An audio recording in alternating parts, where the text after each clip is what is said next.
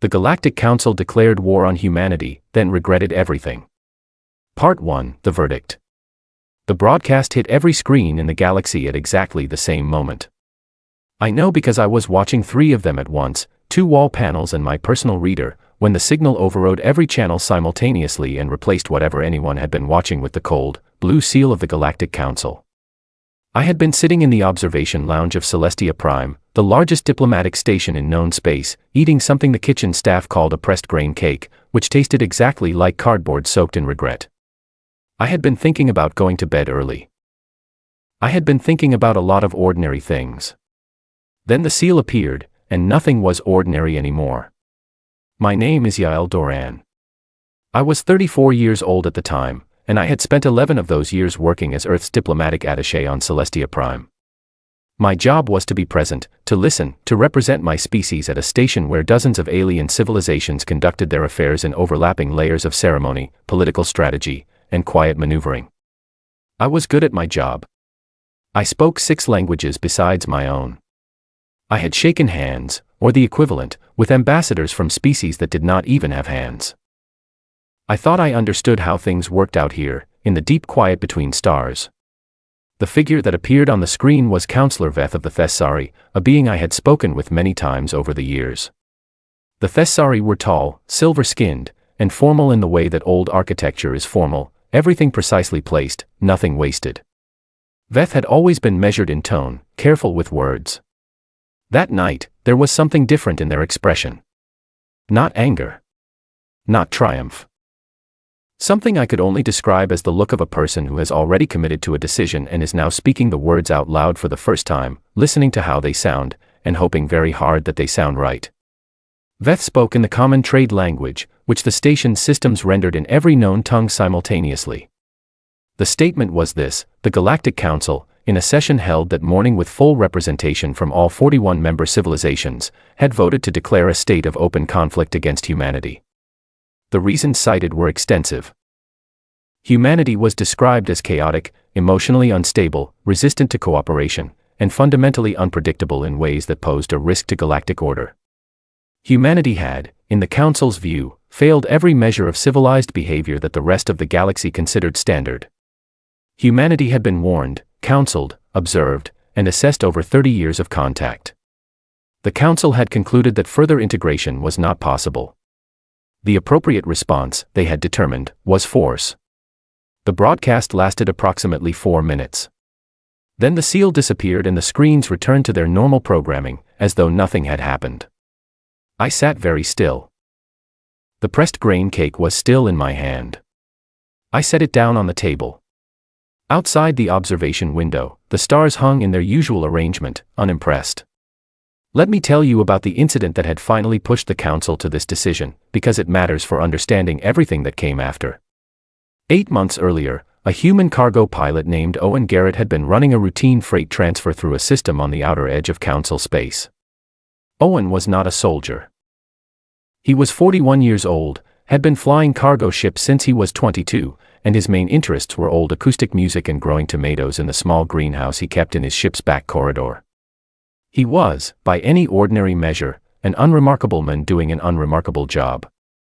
When 3 Varadi warships surrounded his vessel and demanded that he power down and prepare for boarding and seizure, Owen Garrett did not comply.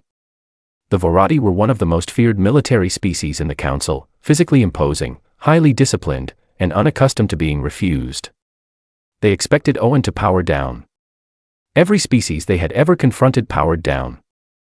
Owen did not power down. According to the recovered communications log, he took approximately 12 seconds to assess his situation. Then he got on the open channel, laughed, a genuine, unperformed laugh, the kind that comes from a person who has just realized something that strikes them as both absurd and clarifying, and drove his 30,000-ton mining barge directly into the lead Varadi dreadnought at ramming speed. His ship survived, mostly because it was built to take punishment that would crumple a military vessel. The dreadnought did not survive.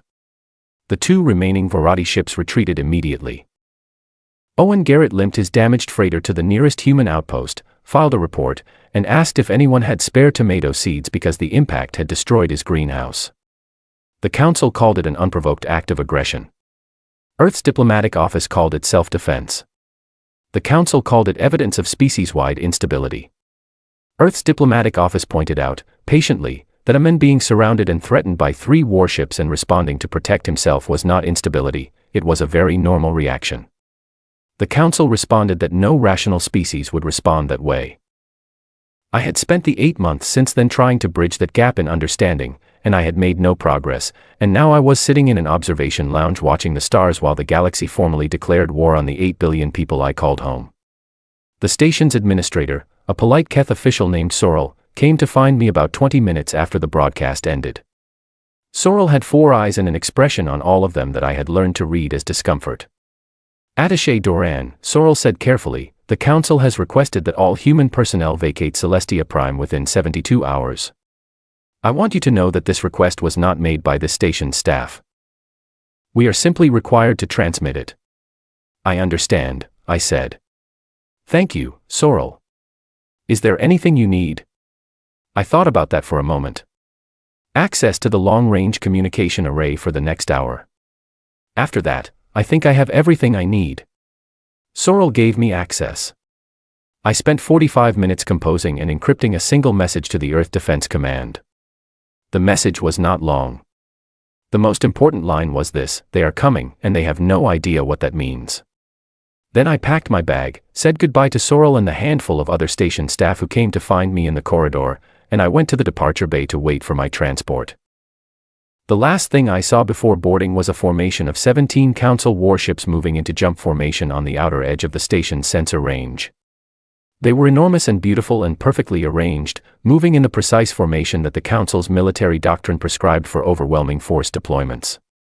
Every line was straight. Every interval was exact. They looked unstoppable. I watched them until my transport's hatch sealed behind me.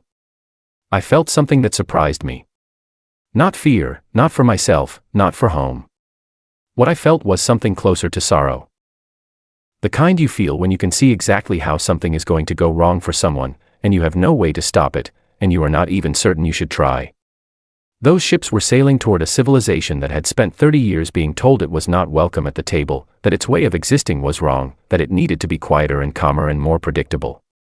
30 years of patience, of requests made politely and refused politely, of doors that never opened no matter how many times humanity knocked. Now those ships were going to find out what happens when you finally convince a species that knocking will never work. I sat down in my seat, closed my eyes, and hoped that someone on the other end of my message had been listening.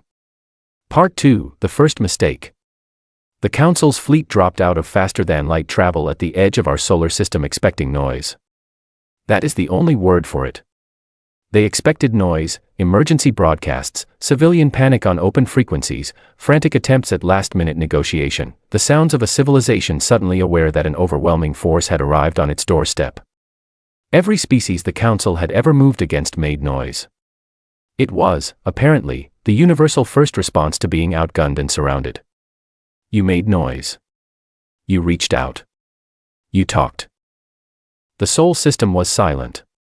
My name is Priya Okafor, and I am an admiral, though I will be honest with you, I have never loved that word. Admirals in old stories stand on bridges and give speeches and look impressive in the light.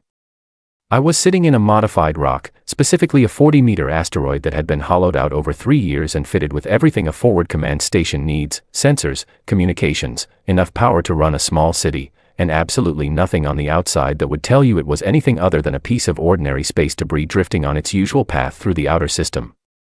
We called it the Shelf. There were 46 others like it.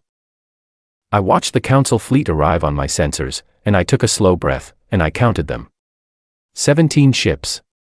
Consistent with what Yael Doran's message had told us, which meant the intelligence was good. The lead formation consisted of 3 vessels that my system identified as heavy fleet cruisers, each roughly 6 times the displacement of our largest warship. Behind them, 9 mid-class destroyers, and behind those, 5 support and logistics vessels. Standard overwhelming force configuration, the kind the Council deployed when they wanted a target to look at the numbers and surrender before a single shot was fired. The numbers were, objectively, not good for us. This is the part of the story where a lot of people assume we panicked. We did not panic. Here is what people outside the military tend not to understand about humanity's relationship with being outmatched. we have a great deal of practice. Our history is full of moments where one side had better weapons, more soldiers, higher ground, more resources, and faster ships. History is also full of examples of what happened next, and the results are not always what the side with the advantages expected. We are a species that once decided to cross an ocean on wooden boats without knowing what was on the other side. We are a species that looked at the scale of the universe, registered that we are an almost invisible speck in it, and responded by building telescopes to look farther. Being outmatched is not a condition we find paralyzing. It is, in many ways, a condition we find motivating. We had known this moment was coming for a long time. Not specifically, not with a date marked on a calendar, but the shape of it had been clear for years. 30 years of being told we did not fit, of being assessed and found wanting, of watching the council make decisions that affected human lives without ever asking humans what we thought. 30 years of that tells you something. We had spent a significant portion of that time preparing. The fleet began to move inward. I watched them on the sensor display, 17 bright signatures moving in their precise, doctrine-correct formation toward the inner system. They were heading for Mars, where the largest human population outside Earth lived in a network of pressurized habitats and underground facilities. Taking Mars would give them a bargaining position. That was the logic. They crossed the outer marker at 4 hours after arrival. That was when the mines woke up. I want to be very clear about what the mines were not. They were not weapons. None of them were designed to destroy a ship. What they were designed to do was considerably more irritating. They jammed sensors, interrupted communications, and, most importantly, generated false readings that looked, to anyone trying to navigate by sensor data, like empty space when it was not, and like obstacles when there were none. We had seeded them over 18 months, scattered through the outer system in patterns that appeared completely random but were, in fact, carefully coordinated to funnel anything moving inward toward the Sol system into a set of specific corridors. The Vorati lead cruiser hit the first jamming field at 4 hours and 22 minutes after arrival.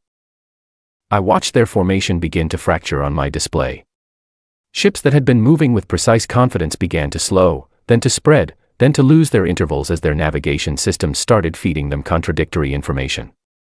The 9 destroyers, which had been operating as a coherent unit, separated into 3 smaller groups over the course of the next 2 hours as each group's sensors painted a slightly different picture of the space around them. The support vessels stopped moving entirely and held position while their crews tried to figure out what was happening. We did not fire a single weapon. Not in the first 6 hours. Not in the second 6 hours. We herded them. My communications officer, a quiet and meticulous young man named Patrick Ellsworth, had been monitoring the council's internal frequencies since the moment they arrived. The signals were encrypted, but the encryption was not as advanced as ours. One of the small advantages of 30 years of being excluded from council technology sharing agreements is that you develop your own, and sometimes your own turns out to be better. Patrick had been working on their cipher protocols for 2 years. He passed me a translation headset and let me listen. The confusion was remarkable. Not because the council officers sounded incompetent, they did not, they sounded well-trained and disciplined, but because the texture of their confusion was so specific. They could not understand where the interference was coming from. They could see no ships on their sensors, no installations, nothing that should be producing jamming at this scale. Their doctrine had no protocol for an enemy that was apparently invisible and apparently unwilling to engage. They kept preparing for a confrontation that did not come. I heard one exchange between the captain of the lead cruiser and whoever was on the other end of their command channel that has stayed with me ever since. The captain said, in translation, "There is nothing here. There is nothing here and yet we cannot move correctly.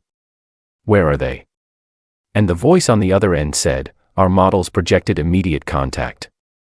They should be broadcasting. Why are they not broadcasting? Because we had nothing to say yet. Because the conversation had not reached the point where our words would matter." At hour 14, the lead cruiser's captain got on an open frequency, not the command channel, the open one, the one they knew we could hear, and broadcast a formal demand for humanity to identify its military assets, stand down all interference, and prepare representatives for immediate negotiation. Patrick looked at me across the sensor room. His expression asked the obvious question. "Not yet," I said. "Let them get a little more lost first." He nodded and went back to his station. The hours continued. The fleet continued to fragment and drift in the outer system. They began using shorter-range navigation that did not rely on sensors, essentially flying blind at reduced speed and using visual confirmation to move. It was careful and methodical, and I respected the discipline it took, but it was also extremely slow. At that pace, they would reach Mars in approximately 3 weeks. We had prepared for that possibility too. At hour 19, one of the destroyer groups found the first of our relay stations. It was an older model, deliberately left without any active concealment, positioned exactly where a searching sensor sweep would find it eventually. It looked like a standard deep space communications repeater. It was broadcasting a looping signal on a frequency the Council would recognize as a civilian emergency band. The destroyer group stopped and scanned it extensively. Then they reported to the command channel that they had found a human installation. The command channel responded with what sounded like relief. What the relay station was actually doing, besides looking like an ordinary communications relay, was measuring the exact sensor frequency and resolution of every scan the destroyers ran on it. That information went immediately to Patrick's station. "Got their active sensor profile," Patrick said quietly. "Good," I said. "Update the mines." The update pushed out to the entire mine network over the next 40 minutes. Every jamming field in the outer system recalibrated to match the exact sensor frequencies the destroyer group had just revealed, which made them approximately 3 times more effective. The destroyers, satisfied they had found something, moved on. The fleet spent another full day in the outer system in various states of navigational frustration before the command channel broadcast something new. Not a demand this time. A question. They asked, on the open frequency, what humanity wanted in order to stand down. I thought about that for a while. Then I picked up the transmitter. "This is Admiral Priya Okafor of the Earth Defense Command. We want a seat at the table. We have always wanted a seat at the table. We have been asking for one for 30 years. We are still asking. The difference now is that we are asking from a position where you cannot simply ignore us. When you are ready to have that conversation, we are ready to have it. Until then, please be patient. We have plenty of time." I put the transmitter down. Patrick was looking at me with an expression I could not quite read. "Do you think that will work?" he asked. "Not immediately," I said. But they needed to hear it. And we needed to say it. The record matters. He was quiet for a moment.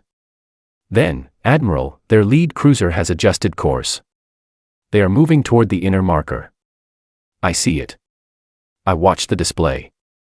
The lead cruiser was moving with purpose now, not searching. They had decided on a direction. "Patrick, activate the secondary corridor channels." Activating. The outer system rearranged itself around them invisibly, quietly, the way a river rearranges water around a stone. They moved through it thinking they had found a path. They had found the path we wanted them to find. 3 weeks, I had estimated. We could afford 3 weeks. Every day the fleet spent in the outer system confused and separated was a day the inner system grew more prepared, more organized, and more certain of its next move. I refilled my coffee, which had gone cold while I was watching sensors, and I thought about Owen Garrett and his greenhouse and his tomatoes, and I thought about the 30 years of closed doors, and I thought about 17 ships sailing into a system that had spent all of that time getting ready for exactly this. They had declared war on us because they thought we were unpredictable. They had no idea how much planning unpredictable people can do. Part 3, What We Are. The first prisoner I interviewed was a Varadi general, and he was sitting on a folding chair looking at his own hands. His name, as best as our translation systems could render it, was something like Commander Ashvoreth. The Varadi naming convention involves tonal components that do not transfer cleanly to human phonetics, so we shortened it. He was tall, even seated, with 4 arms folded in what his species' body language apparently indicated was a state of deep discomfort. He had been captured during a brief engagement at the outer edge of the asteroid belt, when the separated destroyer group he was commanding ran into a set of obstacles our ships had arranged with some care. No one had been seriously hurt on either side. He had been treated well, given food that our xenobiological team confirmed was safe for Varadi physiology, and placed in a clean room with a working environmental system. When I walked in, he looked up, and there was something in his expression that I had not expected. He was not angry. He was not defiant. He was frightened, not of me specifically, but of something he was trying to process, some understanding that was forming in his mind that he clearly did not know what to do with. My name is Soren Mack.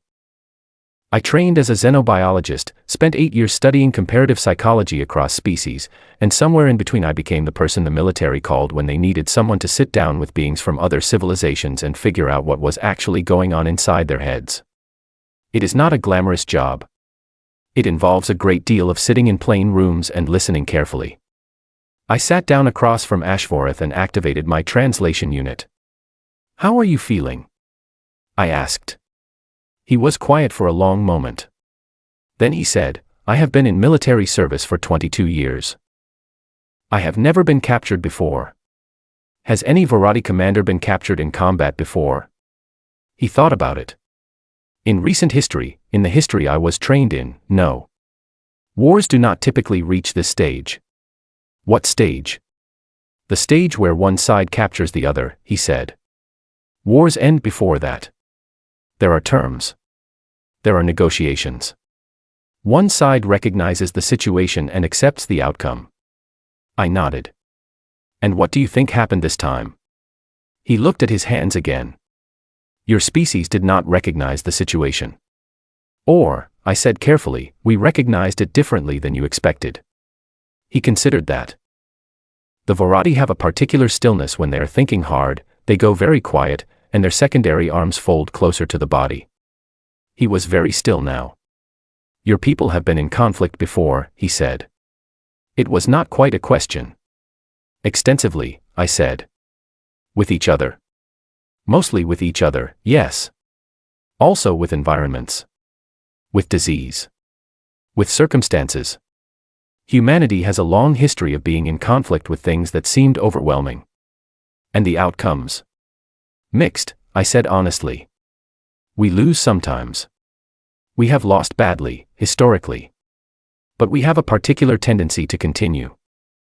Long past the point where, from the outside, it would seem rational to stop." He was quiet again. Then he said something that I have thought about many times since. The Council's models assigned a very short conflict duration. 11 days to full capitulation. The model was based on every prior conflict we have observed or participated in. What was the model missing? He looked at me directly. His eyes, the Varadi have 3, arranged in a slight arc, were focused and serious. "Your history," he said. "We studied your technology. We studied your political structure. We studied your diplomatic communications. We did not study your history. What would you have found?" He unfolded one of his upper arms and placed the hand flat on the table between us, a gesture that his species apparently uses when making a significant statement of acknowledgement. "We would have found," he said slowly, "that your species has been in severe conflict, against opponents with more resources, better equipment, and superior numbers, on many occasions. And that the outcomes were not always what the superior side predicted. That is accurate. We also would have found," he continued, "that your species has a relationship with continuation that is, unlike anything we have encountered. Other species, when a conflict becomes costly enough, reach a point of reorientation. They recognize the cost exceeds the benefit. They adjust. Your species," he paused.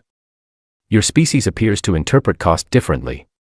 As though cost itself becomes a reason to continue rather than a reason to stop." I thought about how to explain this. There is a long answer and a short answer, and neither one fully captures it, but I tried. "We have a concept," I said, "called sunk cost. We are aware of it. We teach it in schools. We know, intellectually, that the amount already invested in something should not determine whether you continue. And yet." I spread my hands. "And yet we also have something else. We have a belief, not universal, not without exceptions, but deeply embedded in many of our cultures, that the things worth having are the things that are hard to get. That difficulty is not evidence that you are on the wrong path. Sometimes difficulty is evidence that the path matters." He was watching me carefully. "Let me tell you something that might help," I said. "We have a religious tradition, one of several, but one that has had significant influence on human culture across centuries. At the center of that tradition is a figure who was put to death. And 3 days later, according to the tradition, that figure simply decided not to stay dead. Ashvaratha's three eyes all moved slightly in a way that I had learned to read as surprise. That is, he stopped. That story has been told and retold in our culture for 2,000 years, I said. Whatever you think about the historical or theological claims, what it tells you about the people who kept telling it is something important. We find that story meaningful. We find it resonant. We return to it. What does that tell you about how we think about what happens when something ends? He did not answer immediately. He sat with it for a while. Then he said, I need to speak with the council. I will pass that request along, I said. I cannot promise anything. I understand. He was quiet for a moment. Then, Dr. Mack. When you came in, you asked how I was feeling. That is an unusual opening. It is how we usually start conversations, I said. Even with enemies. We try not to think of you as enemies, I said. You are the council's military. The council made a decision. You followed orders. That is different from being our enemy as a species. He looked at me for a long time. Your species is very strange, he said finally. We know, I said. We have been told. I conducted 41 interviews over the following weeks, with captured soldiers and officers from 6 different species. Every conversation was different in its specifics and remarkably similar in its shape. They had all expected a short conflict. They had all expected noise and fear and quick negotiation. None of them had expected silence and patience in the particular, unsettling competence of a species that had been preparing for this moment for a very long time. A young Keth soldier named something I transliterated as Vel told me, in our third conversation, that what frightened her most was not anything we had done. It was something she had noticed about our soldiers, the ones who had been at the outer marker engagement when her unit was captured. They were calm, she said. Not the calm of people who are not afraid. The calm of people who are afraid and have decided to be calm anyway. That is different. That is harder. We do not train for that. Why not? I asked. Because we do not have to, she said simply. Our conflicts do not last long enough. Fear becomes irrelevant quickly because the conflict ends. Yours, she paused. How long have you been afraid? I thought about 30 years of closed doors. About Owen Garrett and his mining barge and his tomatoes. About 17 warships sailing toward a home that had spent all of those years quietly getting ready. A while, I said. She nodded slowly. That is what I thought. Ashvaratha's request to contact the council was eventually passed up the chain. I do not know exactly what happened at that level. What I know is that by the time the request reached whoever needed to approve it, the situation in the outer system had developed significantly, and the conversation shifted from whether to negotiate to when. Ashvarath, sitting in his clean room with his folding chair and his thoughts, had concluded something that his commanding officers in the field were still working toward. He was not afraid of losing the war anymore. He was afraid of what winning would cost the council, and he had begun to suspect that no one in that council chamber had done the calculation properly before the vote was cast. I think he was right. I think if they had read the history, not the technology assessments, not the diplomatic records, but the actual history, the long strange story of a species that crossed oceans on wooden boats and looked at an incomprehensible universe and responded by building better telescopes, I think the vote might have gone differently. But they had not read the history. And now they were living inside it. Part 4, The Hard Lesson. The corridors of Europa Station were cold even on a good day. On the day the Keth landing units came through the North Lock, the temperature in Corridor 7 had dropped to 4 degrees because someone had cut the heating relay on purpose, that someone being me, 40 minutes before the first sensor alert, when I was still 3 turns away and moving fast in the dark. My name is Van Vasquez, and I had been stationed at Europa for 14 months. I was 26 years old, infantry, and I want to be honest with you about something before I continue. I am not a hero. I am a person who trained hard for a thing that I hoped would never happen and then had to do the thing anyway. The distinction matters to me. Europa Station was a scientific and resource facility built into the moon's ice shelf over the course of 20 years. It had about 4,000 people in it on the day the Council fleet's ground units arrived, and roughly 800 of those people were military. The rest were engineers, researchers, and support staff who had been evacuated to the lower levels when the alert came in. The Council's logic was sound, as far as it went. Taking a station with people in it, particularly a station with a civilian population, was a way to force negotiation without a conventional military engagement. No reasonable opponent would allow civilians to remain in a contested position. You take the station, you hold the civilians as a bargaining point, you get the negotiation you want. The assumption buried in that logic was that we would let them take the station. Lieutenant Kara Sutton, my commanding officer, the person I would follow into any situation without hesitation, had been planning the defense of Europa Station for 11 months. Not defensively, the way you plan to hold a wall. Offensively, the way you plan to make the other side wish they had chosen a different wall. Kara had walked every corridor of that station so many times that she knew which panels rattled slightly when the pressure fluctuated, which junction boxes could be used as cover and which ones could not, which maintenance tunnels connected to which sections and how long it took to get from any point to any other point in the dark without a light. She had shared that knowledge with all of us. And then she had done something else. She had, over 11 months, made very small, very deliberate changes to the station's infrastructure. Not enough to be obvious in any single inspection. Not enough to trigger maintenance alerts. But enough that, when the moment came, the station itself would become a tool. The Keth landing units came through the North Lock in good formation. There were approximately 300 of them, organized into groups of 15, moving with discipline and care in the unfamiliar environment. Their equipment was excellent. Their coordination was good. They had trained for enclosed environment operations and it showed. What they had not trained for was an environment that actively disagreed with them. The heating cut was first. Cold slows you down in ways that are subtle and cumulative, your hands are less precise, your reaction time extends by small fractions, your attention narrows because part of your mind is managing physical discomfort. 4 degrees is not dangerous. It is just uncomfortable enough to cost you something. Then the lights in Corridor 7 went out. Not all the lights, just Corridor 7, which happened to be the main arterial route between the North Lock and the central hub. The Keth units had lighting equipment and they deployed it efficiently. But handheld lights in a long corridor cast specific shadows, and those shadows go in predictable directions, and if you know where the shadows will fall, you know where to not be. We knew where to not be. I want to avoid making this sound simple, because it was not simple. It was exhausting and frightening, and there were moments where I was very aware that the situation could go wrong in ways I did not want to think about. But I also want to be honest that the engagement in Corridor 7 and the adjacent sections lasted 6 hours, and at no point did the Keth units gain the access they needed to reach the central hub, despite outnumbering our combat personnel significantly. We moved through the station the way water moves, not forcing, not pushing, finding the available spaces and using them. I spent 40 minutes in a maintenance shaft above Junction 3, completely still, watching through a sensor feed on a device the size of my thumb, waiting. The Keth patrol passed below me 4 times. On the 5th pass, the moment was right, and I moved. I will not describe every moment. What I will tell you is that we held, and that the way we held was not by being stronger or better equipped.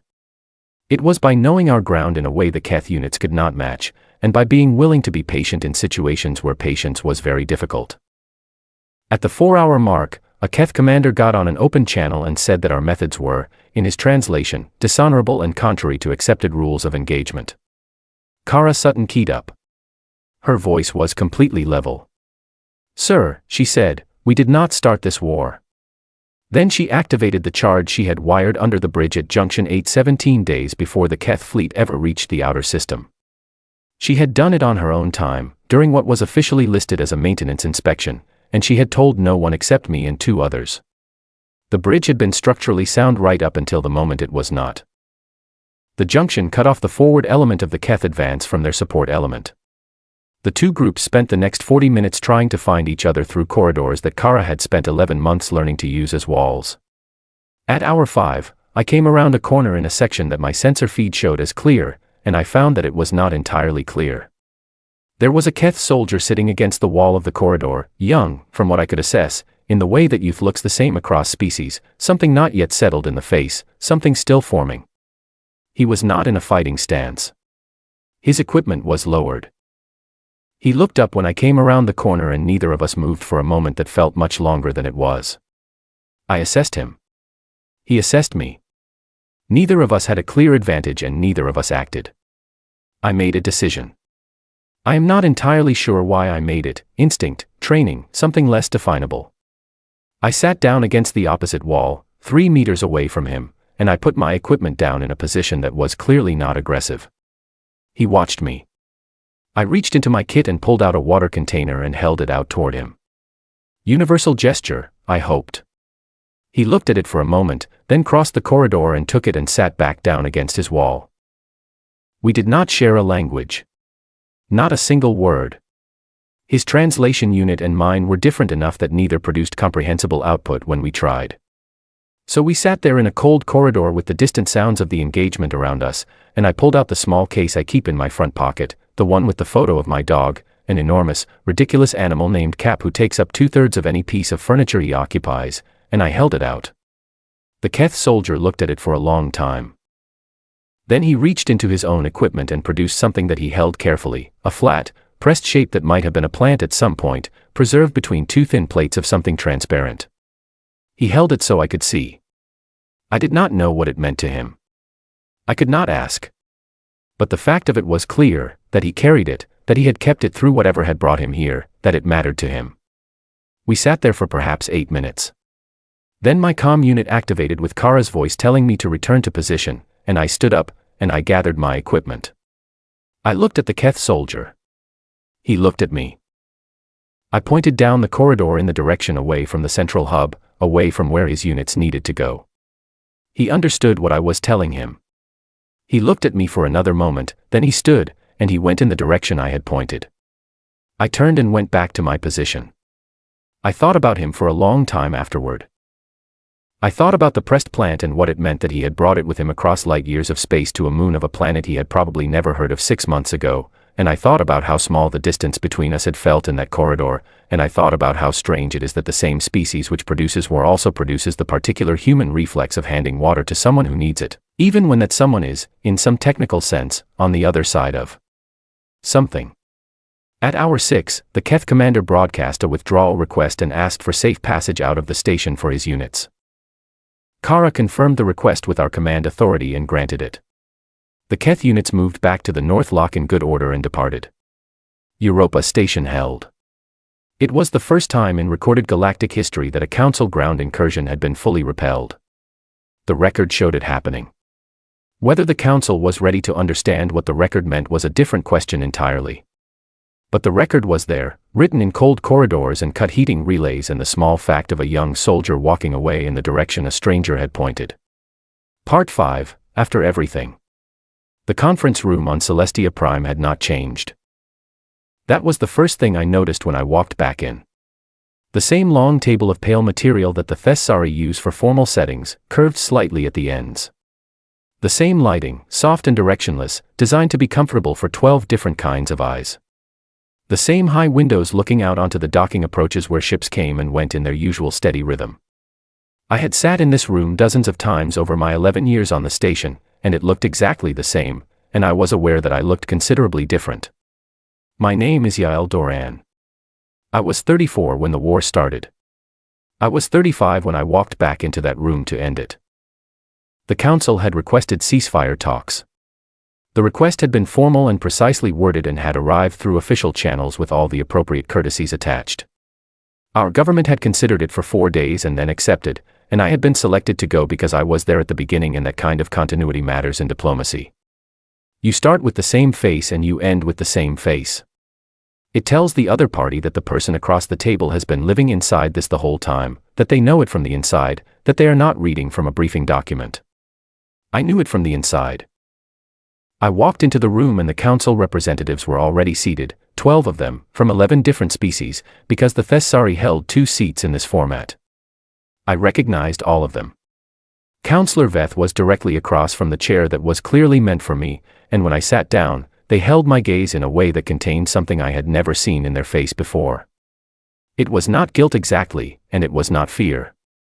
It was the particular expression of someone who has recently learned a thing that they cannot unlearn.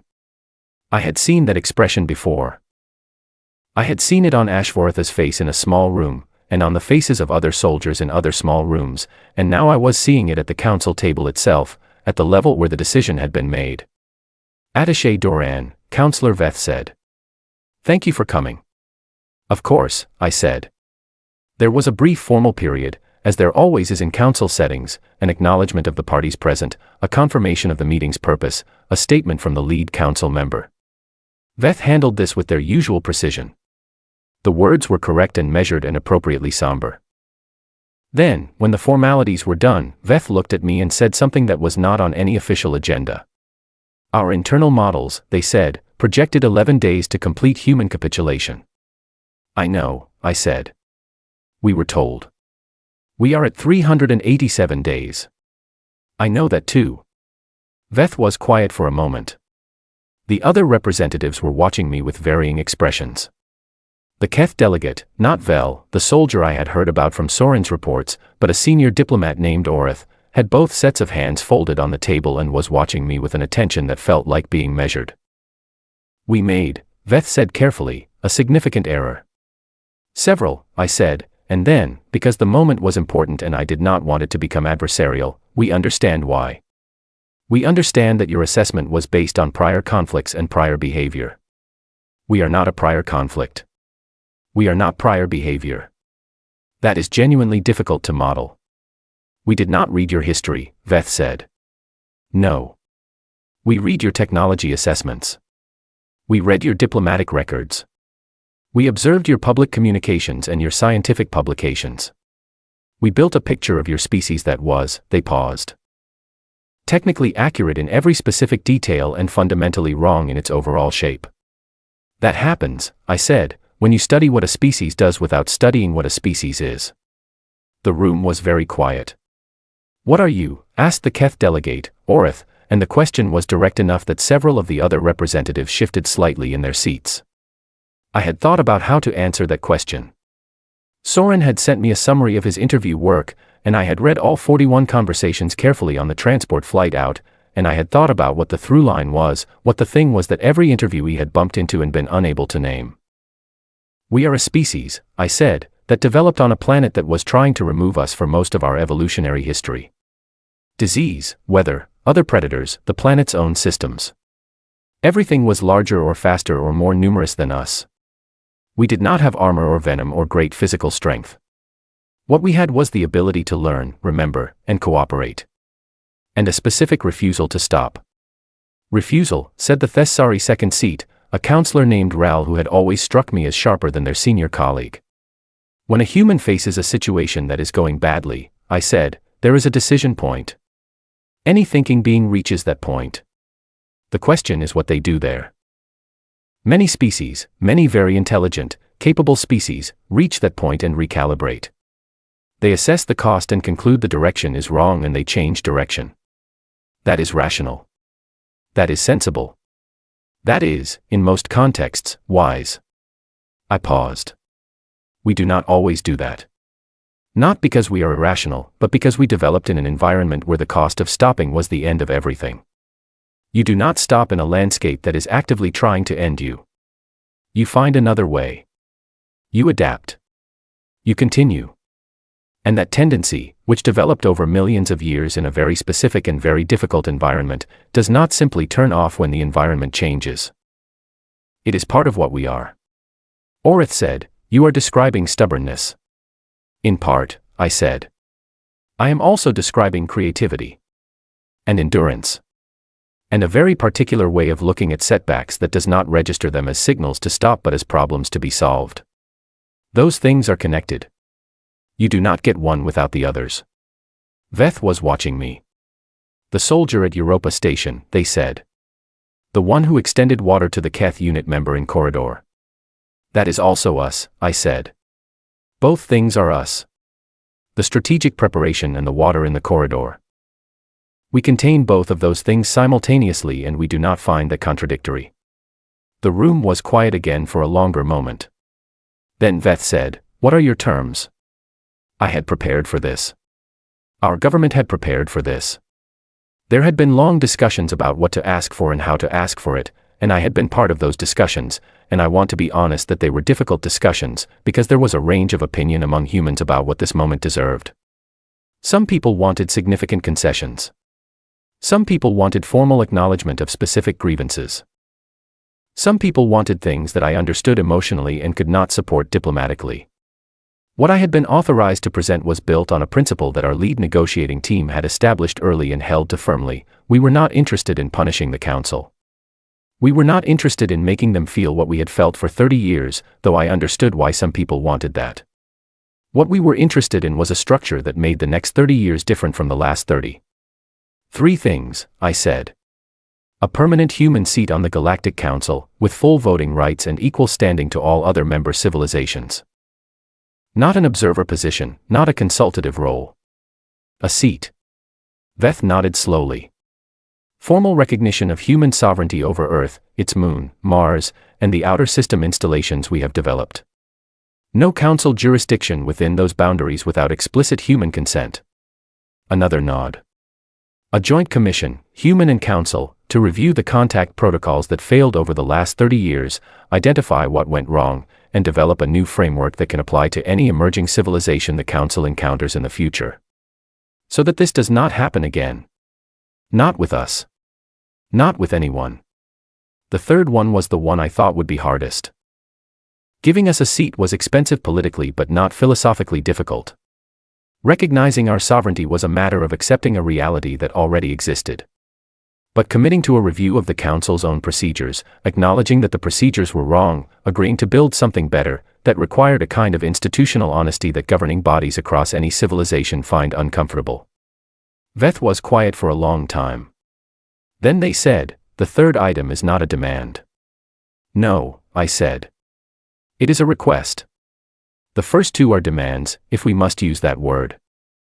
The third is a request from a species that spent 30 years being told it was not ready for the room, to the species that told us that, asking them to help us make sure nobody else gets told the same thing for the same wrong reasons.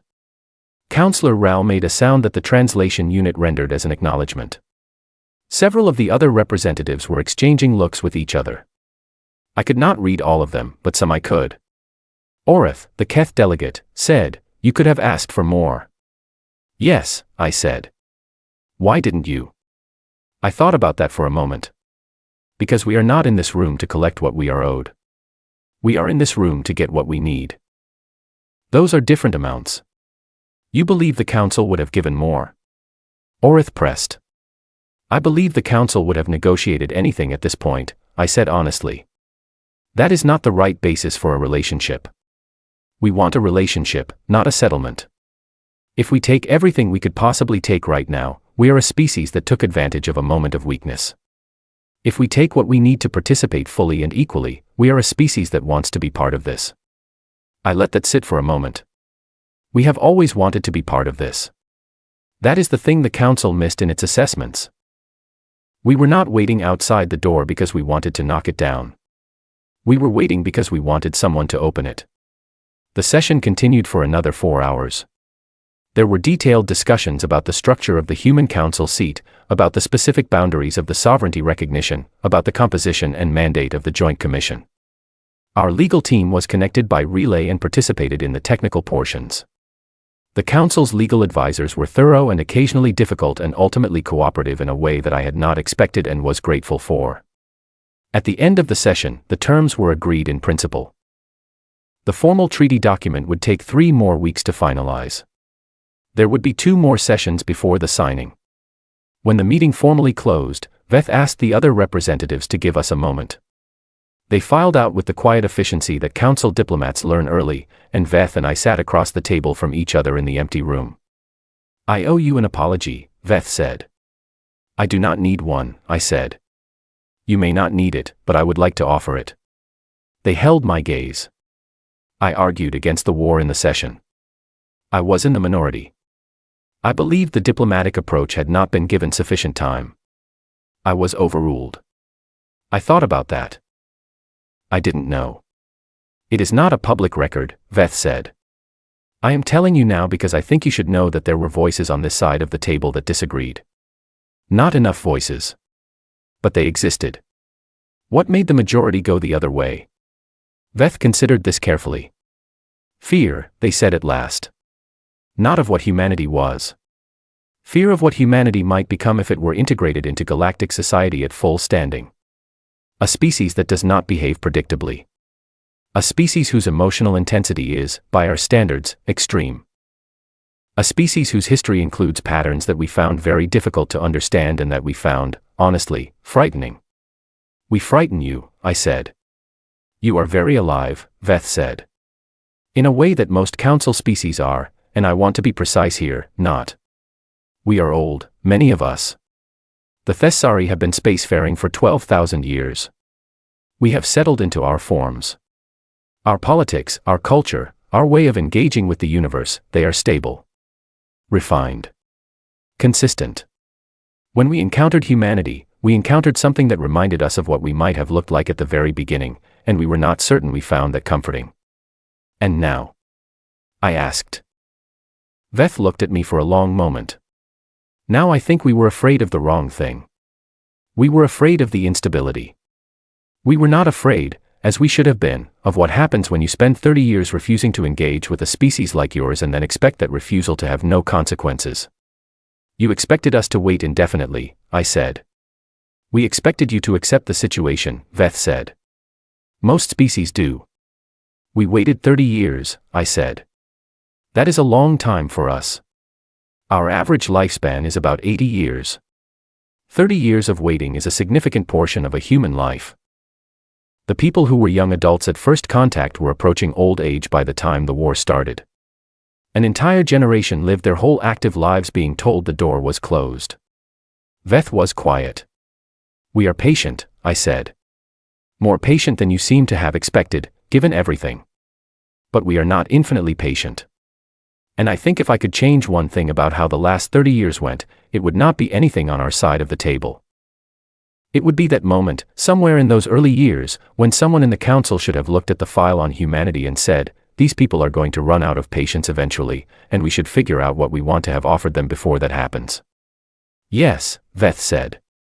That is what should have happened. We sat there for a while in the quiet room. Outside the window, a ship was moving away from the docking arms, catching the distant light of the sun in a way that made it briefly bright against the dark. I will see you at the second session, Veth said finally. I will be there, I said. I left the room and walked through the station's corridors toward the departure bay. Some of the faces I passed belonged to people I recognized from before, station staff, diplomats from other civilizations, a few researchers who lived permanently on Celestia Prime and had been here through the entire conflict. Some of them looked at me with expressions I could not read. Some of them nodded. My transport was waiting. My communications officer, not Patrick Ellsworth this time, but a young ensign named Lena Crown who had been assigned to my diplomatic detail 3 months ago, was checking the departure clearances at the bay entrance. She looked up when she heard me coming. How did it go? She asked. Well, I said. It went well. She fell into step beside me as we walked toward the transport hatch. We passed the window I had stood at, over a year ago now, watching 17 warships form up for a jump that I had known would go badly for them. How do you feel? Lena asked. I thought about that for a while. I thought about Owen Garrett and his tomatoes and the mining barge and the laugh on the open frequency. I thought about Priya Okafor in her hollow rock watching a fleet run into invisible walls. I thought about Soren sitting across from Ashvoreth and asking how he was feeling. I thought about Van Vasquez in a cold corridor handing water to a stranger who carried a pressed flower across the stars.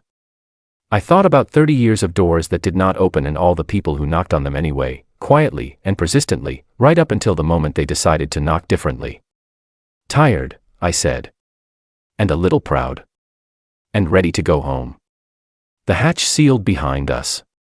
The transport pushed back from the bay, and Celestia Prime fell away behind us, and the stars arranged themselves in their usual patterns in the windows, vast and permanent and completely unimpressed by anything that happened in the narrow space between them. Somewhere out there, I knew, 37 species were having quiet conversations about what had just happened and what it meant for the future. Some of those conversations were, I suspected, quite worried in tone. Good. Worried people pay attention. Worried people think carefully before acting. Worried people do not send 17 warships toward a species they have not properly studied and expect easy results. We had spent 30 years asking for a seat at the table. We had it now. We had not gotten it the way we wanted. We had gotten it the way it turned out to be available.